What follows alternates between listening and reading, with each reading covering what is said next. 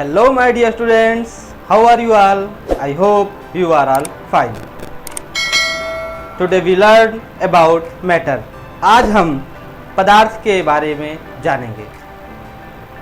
पदार्थ वर्ड सुन के आप सोच रहे होंगे कि पदार्थ है क्या।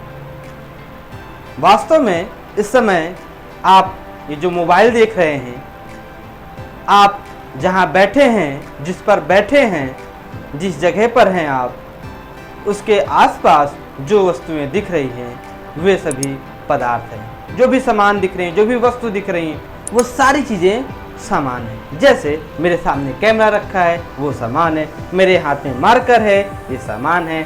आपके पास मोबाइल है, वो सामान है। सामान अर्थात पदार्थ है। क्या है? पदार्थ है। पदार्थ को इंग्लिश में क्या कहते हैं? मैटर कहते हैं।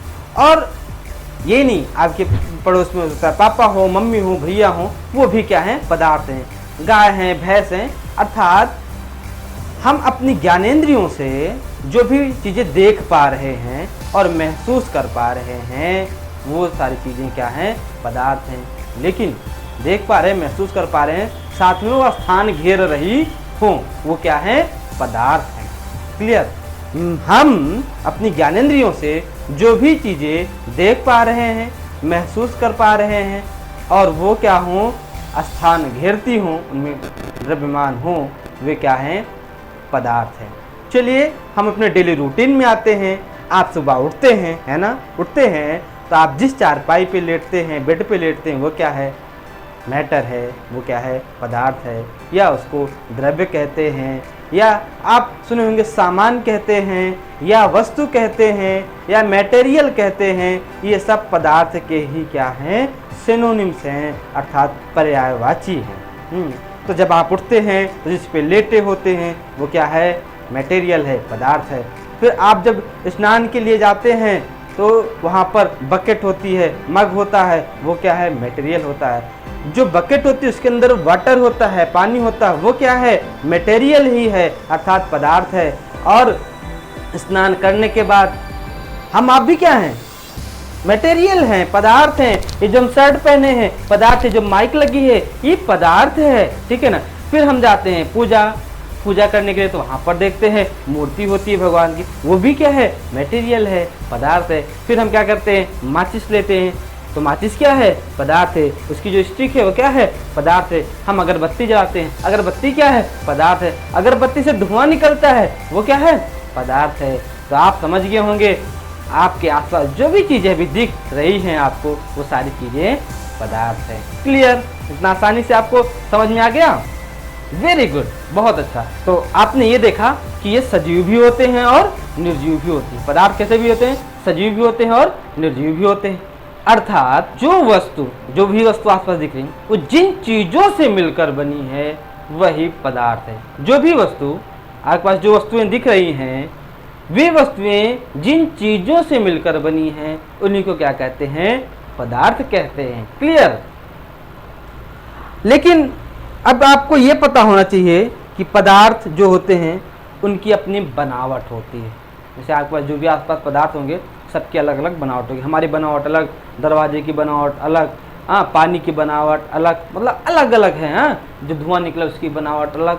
तो किसी की बनावट निश्चित है, किसी की बनावट निश्चित नहीं है, तमाम सारी चीज़ें। तो कोई चीज़ रंग से पहचाने, किसी को गंध से, किसी को उसकी आकृति से, है ना? और कोई तरल है, कोई ठोस है, तो ये कठोर जिसे कहते हैं, तो उनसे हम क्या करते हैं? उनको पहचानते हैं, है ना? मैंने कहा जो चीज़ें दिखाई देती हों और स्थान घेरती हैं वो पदार्थ कहलाती हैं। और साथ में उनका द्रव्यमान पे भी मैंने चर्चा की थी। तो द्रव्यमान क्या? अभी जस्ट थोड़ी देर में हम बात करते हैं द्रव्यमान है क्या। तो पहले हम ये देखते हैं कि वो ऐसी कौन सी चीज़ें हैं जो हमें नहीं दिखती और पदार्थ हैं। सोचिए, दिमाग की बत्ती जलाइए। हाँ, हमारे आपके बीच में क्या है पहले ये बताइए। हाँ, हमारे आपके बीच में एज अ टीचर स्टूडेंट का संबंध है, वो नहीं। अभी आप मोबाइल और आपके बीच में क्या है ये बताइए। आप दोनों के बीच में एयर है जो अभी दिख नहीं रही है, और हवा स्थान घेरती है कि नहीं? घेरती है ना? अब ये कैसे समझा जाए हवा स्थान घेरती है कि नहीं? है ना। चलिए उसके लिए आपको क्या करना है, एक बैलून लेना और बैलून में हवा भर देना। तो हवा जब भरेंगे तो क्या होगा, स्थान घेरता है ना, तो वो क्या हो गया, हवा जो है स्थान घेरती है और उसका द्रव्यमान या भार होता है। क्लियर। अब हम ये समझ गए कि जो चीज़ें नहीं दिखाई दे रही, जैसे ऑक्सीजन हम लेते हैं, ब्रीथिंग लेते हैं, सांस लेते हैं, तो उसमें क्या है, ऑक्सीजन जो जाता है, ऑक्सीजन भी क्या है, पदार्थ ही है। वेरी गुड, आप सब तो बहुत समझदार हैं, सब समझ रहे हैं। लेकिन प्रायः अगर बात की जाए, जो चीज़ें नहीं दिखाई देती हैं वो एक एनर्जी होती हैं, ऊर्जा होती हैं।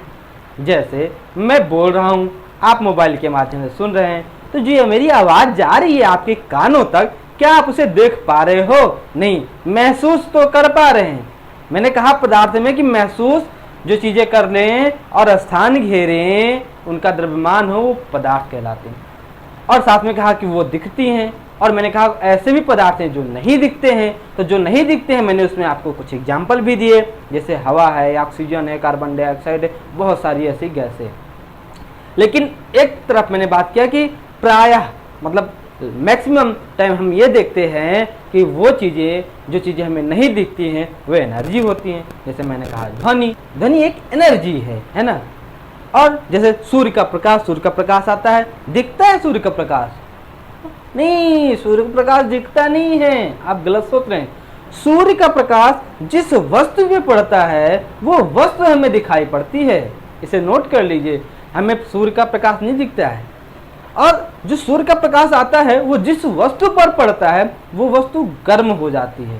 प्रकाश दिखता है लेकिन जिस वस्तु पर पड़ता है वो वस्तु गर्म हो जाती है। तो वो क्या है, एक एनर्जी है। क्या है? एनर्जी है, ऊर्जा है। जैसे मैंने मार्कर लिया है, उसको छोड़ा, नीचे गिरा, है ना। पेड़ से फल गिरते हैं, नीचे गिरते हैं, गिरते हैं कि नहीं गिरते हैं? हाँ। और ये आप देखे होंगे, कोई पत्थर आप फेंक दीजिए ऊपर तो क्या होगा, वो नीचे आके गिरता है। तो ये चीजें क्या हो रही हैं, नीचे ही गिर रही हैं। क्यों? क्योंकि पृथ्वी जहां पर है हमें ये सभी वस्तुओं को अपनी तरफ खींच रही है ना। मैं लिया मार्कर, छोड़ दिया, गिर गया। अब इसके बीच में जो बल लग रहा है, जो पृथ्वी खींच रही है, वो दिख रहा है हमें? नहीं, नहीं दिख रहा है। नहीं दिख रहा है तो क्या है, एक एनर्जी है। क्या है? एनर्जी है, क्योंकि उसका कोई द्रव्यमान नहीं है, उसकी कोई भार नहीं है, वो स्थान नहीं घेर रही है, तो वो क्या है, एनर्जी है। अब बात आई भार की, तो भार आप तौलते हैं ना कि मैं 40 किलो का हूँ, 45 किलो का हूँ, मैं 66 kg का हूँ, किलो का हूँ। और दूसरी तरफ आपने सुना द्रव्यमान, सबने द्रव्यमान कहा। हाँ बच्चों, तो आप सोच रहे होंगे सर द्रव्यमान ये कौन सा वर्ड लेके आ गए सर, और भार तो कुछ समझ में आ रहा है कि हम वेट कराते हैं, तौलते हैं, तो वो भार कहते हैं। चलिए हम दोनों को थोड़ा सा आपको बताने का प्रयास करते हैं, किसका, भार और इसे भार और द्रव्यमान। द्रव्यमान, अब इसे हम देखेंगे भार किसे कहते हैं, द्रव्यमान। पहले देखेंगे द्रव्यमान किसे कहते हैं, है ना। द्रव्यमान किसे कहते हैं, जो भी वस्तु है, जो भी वस्तु है, वस्तु जो है अभी समझ गए ना, जो पदार्थ हैं, किसी भी पदार्थ में उपस्थित कणों की संख्या क्या कहलाती है, उस वस्तु का द्रव्यमान कहलाता है। जैसे सूर्य की किरण कभी देखते होंगे, जब आती है किसी छेद से या कहीं देखते होंगे, किरण रूप में जब आती है, तब वहाँ पर देखें छोटे छोटे कण उड़ते हुए दिखाई देते हैं। बहुत सारे ऐसे कण मिलकर के पदार्थ बनाते हैं। क्या बनाते हैं, पदार्थ बनाते हैं। तो मैं ये बता रहा हूँ कि जो किसी पदार्थ में उपस्थित कणों की संख्या, सूक्ष्म कणों की संख्या ही उस पदार्थ का क्या है, द्रव्यमान है। जैसे मैं कहूँ आपकी क्लास में 50 बच्चे हैं, मैंने क्लास को एक पदार्थ समझ लिया, और उसमें जो बच्चे हैं उसमें बच्चों की संख्या क्या हो गई पदार्थ में, कि मतलब जो क्लास बनी वो क्लास कितने बच्चों से मिलकर बनी, तो आप बताएंगे 50 बच्चों से मिलकर बनेगी, तो इस क्लास के जो मान होगा वो 50 होगा। तो बस यही है क्या, द्रव्यमान है। किसी द्रव्य का, किसी द्रव्य में उपस्थित पदार्थों या सूक्ष्म कणों का मान ही उस वस्तु का द्रव्यमान है, या हम कह सकते हैं किसी भी वस्तु में उपस्थित द्रव्यों की संख्या को द्रव्यमान कहते हैं। क्योंकि मैंने बताया ना कि आप कोई लोग उसे मटेरियल बुलाते हैं पदार्थ को, कई लोग उसको पदार्थ बुलाते हैं, कई लोग सामान बुलाते हैं, कई लोग उसे द्रव्य बुलाते हैं। दो चीजें हैं, एक आप कभी कभी कंफ्यूज होंगे, द्रव्य और द्रव, ये दोनों चीज अलग हैं। हम इसे आगे पढ़ेंगे और समझेंगे, द्रव्य और द्रव किसे कहते हैं, इसे हम अगले वीडियो में जानेंगे। इसको आपको बताना है कमेंट बॉक्स में, द्रव और द्रव्य में क्या अंतर है। ये आपके लिए क्वेश्चन है, और जब हम नेक्स्ट वीडियो लेके आएंगे उसमें इसका आंसर मैं खुद बताऊंगा, और आपके कमेंट का मुझे इंतजार होगा। और यदि वीडियो पसंद आ रही हो तो चैनल को सब्सक्राइब जरूर कर लीजिए, ताकि आपको हम जो भी यहाँ से वीडियो अपलोड किए जाएं विद्यालय की तरफ से, आपको समय समय पर मिले। तो आपने समझ लिया कि द्रव्यमान है क्या। चलिए एक और एग्जाम्पल में लेता हूँ। मैं मानता हूँ कि एक बेसन का लड्डू आपने देखा, क्या खाया भी होगा, फिलहाल मुंह में पानी ना आए भी। बेसन का जो लड्डू होता है वो समझते हैं एक पदार्थ है। तो मैं पूछूं उस पदार्थ का द्रव्यमान क्या है। द्रव्य मतलब मान, उसमें सूक्ष्म कणों की संख्या कितनी है। तो आप सोचेंगे कि कितनी है, तो मैं समझाता हूँ। जो बेसन का लड्डू है वो छोटे छोटे बेसन के जो टुकड़े होते हैं ना, बहुत पतले पतले छोटे छोटे, उनसे मिलके बना है। तो उनकी जो संख्या होगी वही उसका द्रव्यमान होगा। क्लियर, उसका क्या होगा, द्रव्यमान होगा, है ना। हम भी आप बहुत छोटे छोटे कणों से मिलकर, बहुत छोटे छोटे कणों से मिलकर बने हैं, हाँ। तो हमारा एक निश्चित द्रव्यमान है ना। वैसे लड्डू का क्या होगा, निश्चित द्रव्यमान होगा। स्मारकर का क्या है, निश्चित द्रव्यमान है। लेकिन भार जो है क्या है, मैंने कहा ना कि जो पृथ्वी है वो सभी वस्तुओं को अपनी तरफ क्या कर रही है, खींच रही है ना, हाँ, अपनी तरफ क्या कर रही है, आकर्षित कर रही है। तो वो जिस स्पीड से खींच रही है, जितनी तेज खींच रही है, वही क्या है, उसका गुरुत्वाकर्षण बल है। तो जैसे मैंने मार्कर की बात की, मार्कर को मैं जब तौलूंगा, इसका एक भार जो यहाँ पर तौलूंगा उसका भार आएगा, क्या आएगा, भार। द्रव्यमान, मान लीजिए किसी वस्तु का, कोई वस्तु है, इसका द्रव्यमान 100 है। द्रव्यमान कितना है, 100 है। ये वस्तु है, क्या है, वस्तु, इसका द्रव्यमान 100 है। मैं भार अगर की बात करूं, भार, तो भार वो अलग होगा, अलग हो सकता है। ये 10 kg का हो, कितने kg का हो, 10 kg का हो, ठीक है।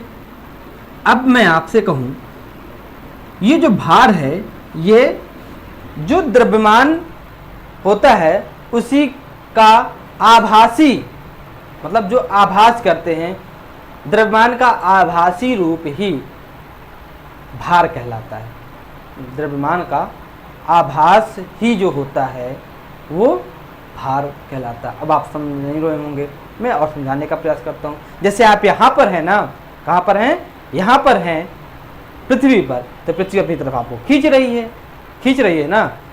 तो यहाँ पर हो सकता है मेरा भार 60 किलो का है, तो वहाँ पर जाएंगे तो वो वस्तु 10 किलो की हो जाएगी। कितने किलो हो जाएगी, 10 किलो हो जाएगी। मैं बात करूँ द्रव्यमान का, तो द्रव्यमान वही रहेगा, द्रव्यमान वही रहेगा। अर्थात मैंने लिया, अगर द्रव्यमान यहाँ पृथ्वी पर 100 था और चांद पर गए तो द्रव्यमान 100 ही रहेगा, लेकिन भार क्या हो जाएगा, ये कम हो जाएगा। क्या हो जाएगा, कम हो जाएगा। ये हो जाएगा कितना, 10 kg ही रह जाएगा। तो आप सोच रहे होंगे कि भार बदल गया, द्रव्यमान क्यों नहीं बदला। सही सोच रहे हैं। द्रव्यमान किसी भी पिंड पर जाएंगे, कहीं भी जाएंगे, तो वो सदैव बराबर ही रहेगा, जितना था उतना ही रहेगा, जब तक कुछ घटाया बढ़ाया नहीं जाएगा। लेकिन भार बदलता रहेगा। जैसे मैंने एग्जाम्पल में आपको दिया था, बताया था कि एक छोटा सा लड्डू, या मैं अपनी ही बात करूं, अगर मेरा द्रव्यमान, मैंने आपसे कहा 60 है, 60 भार बताया था मैंने आपको। मैंने अपना द्रव्यमान कोई अंक मान लिया, मैंने द्रव्यमान में मान के चलता हूं 10,000 है, तो वो वहां पर वही रहेगा। क्यों? वो इसलिए कि जो मेरे छोटे छोटे कण, अगर मुझे 10,000 छोटे छोटे कण से मिलकर मैं बना हूं, तो चांद पर भी उतने ही कण रहेंगे। लेकिन जो वहां का अट्रैक्शन फोर्स है वो उस पर डिपेंड करेगा, आभासी खिंचाव पर डिपेंड करेगा कि द्रव्यमान जो उसमें छोटे छोटे कण है उसको वो पिंड कितनी तेज खींच रहा है, वो उसका भार होगा। अर्थात वो उसके ऊपर डिपेंड करेगा कि उसका गुरुत्वाकर्षण बल कितना है। तो भार घटता बढ़ता है लेकिन द्रव्यमान घटेगा बढ़ेगा नहीं। अगर यहाँ पर द्रव्यमान मेरा 10,000 है तो मैं चांद पर जाऊं, बुध पर जाऊं, मंगल पर जाऊं, तो हर एक जगह क्या होगा, द्रव्यमान बराबर ही होगा। और मैं अगर बात करूं किसी और ग्रह पे चले जाइए, बुध पर चले जाइए, किसी और पिंड पर चले जाइए जहां पर पृथ्वी से ज्यादा खींचने गुरुत्वाकर्षण बल है, ज्यादा तेज खींच रही, वहां पर भार अधिक बढ़ जाएगा, है ना। तो यहाँ पर अगर 10 हो तो सकता है वहां पर 100 हो जाओ। या कोई ऐसे भी ग्रह होंगे, उपग्रह होंगे जहां पर गुरुत्वाकर्षण बल कम होगा तो वो कम खींचेगा, तो भार कम होगा। अर्थात द्रव्यमान, जो भी द्रव्यमान होता है उस पर जो बल खिंचाव लगता है, कितनी तेजी से खींच रहा है, वही क्या है, भार है। क्या है? भार है। अब समझ में आ गया? अब द्रव्यमान और भार में आपको कोई समस्या तो नहीं है ना? बिल्कुल नहीं होगी, बस ध्यान से समझना है और उस वीडियो को देखते जाना है। अब बात आती है द्रव्यमान को तो हमने समझ लिया, भार को भी समझ लिया। मैंने आपसे कहा था, क्या कहा था, कि किसी भी पदार्थ, जो भी पदार्थ है ना, मैटर है, उसको पहचानेंगे कैसे? तो मैंने कहा था द्रव्यमान होना जरूरी है और स्थान घेरती है। क्या करती है? स्थान घेरती है। द्रव्यमान और स्थान घेरना। तो जो स्थान घेरना होता है वही क्या है, उसका एरिया है, उसका क्या कहलाएगा, आयतन कहलाएगा। क्या कहलाएगा? आयतन। जैसे मैं यहाँ पर हूँ तो एक निश्चित जगह भी मैं घेर के रखा हूँ, है ना, कवर करके रखो, ये मार्कर रखी है, ये भी एक निश्चित स्थान घेर के रखी हुई है। तो क्या है? आयतन। क्या है? आयतन। जो भी पदार्थ होंगे एक कुछ ना कुछ क्षेत्र घेर के रखते हैं, स्थान घेरते हैं। मैंने भी बताया था ना, सभी पदार्थ हैं उनमें एक क्वालिटी भी होती है कि स्थान को घेरते हैं। दूसरा मैंने बताया था कि घनत्व आता है। क्या आता है? घनत्व। इसको मैंने नहीं बताया था। तो जो भी पदार्थ हैं उनका निश्चित उनका एक आयतन होता है, उनमें घनत्व होता है, उनके क्या होता है, द्रव्यमान होता है। तो आपने तो द्रव्यमान समझ ही लिया था, द्रव्यमान आपने अच्छे से समझा। अब बात आती है आयतन और घनत्व। सर ये क्या लिया है? आयतन समझेंगे, घनत्व भी समझाएंगे, है ना। अब जो है एज ए एग्जाम्पल हम लेते हैं। मैंने आपको एक एग्जाम्पल दिया था क्लास का। किसका दिया था? क्लास का। क्लास में 50 बच्चे थे। कितने बच्चे थे? 50 थे। और एक उसमें 10 सीटें थी। कितने सीटें थी? 10 सीटें थी। 10 सीट्स थी। उस सीटों पे 5-5 बच्चे बैठे थे, तो कितने बच्चे हो गए? 50 बच्चे। जो भी बच्चे जो क्लास में बैठे थे, कितने? 50 बैठे थे। कितनी क्लास में? एक क्लास में बैठे थे 50 बच्चे। तो अगर मैं पूछूं इस एरिया में उस क्लास में अर्थात कितने बच्चे बैठे, उसका द्रव्यमान क्या था? आप बोलेंगे 50 है। क्या है? 50 है। आयतन कितना जगह घेरा? तो आप बोल देंगे एक निश्चित जगह, कुछ ना कुछ बता देंगे कि 10 बाई 20 का स्थान इसने घेरा है। ठीक है ना। अब मैं कहूँ कि अगर ये क्या करें, एक सीट पर एक ही बच्चे बैठे, तो इस क्लास में कितनी सीटें थी? 10 सीटें थी। कितनी सीटें थी? 10 सीटें थी। तो ऐसे तो एक सीट में कितने बच्चे आएंगे? अगर एक सीट पे एक बैठेंगे तो एक क्लास में कितने बच्चे आएंगे? 10 ही बच्चे आएंगे। अर्थात ऐसे 5 कमरों की और आवश्यकता हो जाएगी। तो इसमें 10 आएंगे, इसमें 10, इसमें 10 और इसमें 10। अब अगर मैं आपसे पूछूं कि इसमें द्रव्यमान कितना है अर्थात बच्चों की संख्या पूछें तो आप सबको जोड़ के बताओगे सर ये अभी भी 50 है। लेकिन मैं पूछूं इसका जो जगह है वो कितनी है तो बता दो कि सर वो तो बढ़ गई, वो तो लगभग 4 गुना बढ़ गई, वो 4 गुना बढ़ गई है ना, क्योंकि पहले एक कमरे में आते थे अब 4 कमरे में आ रहे हैं। तो ये जो जगह है मैं समझाने का प्रयास कर रहा हूँ, ये क्या है, इसका आयतन है, कितनी जगह ये घेर रहा है, कितनी जगह घेर रहा है। अब मैं इस जगह में बात करूं कि घनत्व तो क्या है, मतलब घना कितना है, क्या है, घना कितना है, समझ रहे हैं, ये कितना घना है। तो किसी भी पदार्थ के एकांक क्यूबिक एरिया का हम निकालते हैं उसमें कितने द्रव्यमान, उसका कितना द्रव्यमान है। अर्थात मैं इन चारों में से अगर ये देखूं पूछूं कि अभी तो अलग अलग है ना, देखिए 10 10 10 10 और एक 10 और होगा ना, 5 गुना रहेगा ना, 50 से कितने हो गए, 50 से, है ना, कितने थे, 50 थे। अब मैं वे पूछूं कि इस कमरे में एक एकांक हो गया ना, अलग अलग बढ़ गया, मैं मानता हूं ये एक एकांक क्षेत्रफल हो गया। अब इस क्षेत्रफल में पूछूं इसमें इस एकांक क्षेत्र में ये कितना घना है, मतलब इस एकांक क्षेत्र में कितने द्रव्यमान हैं, कितनी वस्तुएं हैं, कितने बच्चे हैं। एग्जाम्पल तो आप बोलेंगे सर 10, लेकिन 10 इसमें भी है, 10 इसमें भी, 10 इसमें भी, 10 इसमें भी, 10 इसमें भी। लेकिन पहले क्या था, ये एक ही था, पहले क्या था, ये एक ही था, याद है ना, उसमें कितने थे, 50 थे पहले, पहले क्या थे, 50 थे, क्या थे, 50 थे।